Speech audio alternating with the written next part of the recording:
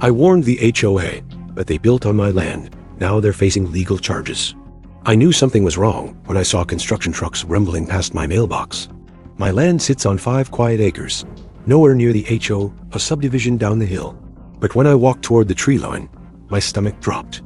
There, in the middle of my property, were concrete forms, survey stakes, and a crew pouring the foundation for what looked like a community storage shed. They didn't ask. They didn't call. They just decided my land was theirs. I confronted the foreman, and he pointed to a binder labeled HOA Expansion Project. I opened it and instantly saw the problem. Their map was wrong, laughably wrong. Someone had redrawn the boundary lines to shift a full 30 feet onto my land. I told him to stop all work immediately. He shrugged and said the HOA president told them I'd already approved it. That's when I knew this wasn't a mistake. It was a lie. I went home furious but focused.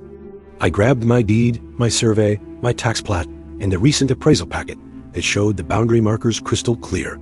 Then I launched my drone and flew it over the construction site, capturing real-time footage of the trespass.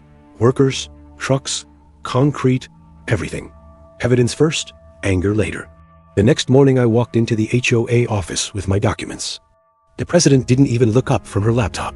She claimed the land, felt like part of the community, and said the structure was already funded, so I should be reasonable.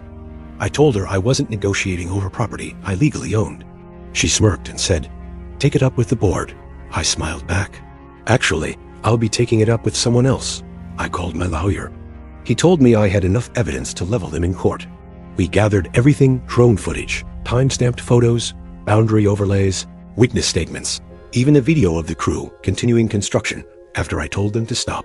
My lawyer drafted a cease and desist order and a notice of intent to pursue criminal trespass, civil damages, and unlawful encroachment. We served them that afternoon. The HOA panicked. The board held an emergency meeting, but it was too late. Concrete had already been poured on land they didn't own. That's a legal disaster. At the hearing, the judge barely needed 10 minutes. My lawyer showed the deed and drone footage side by side.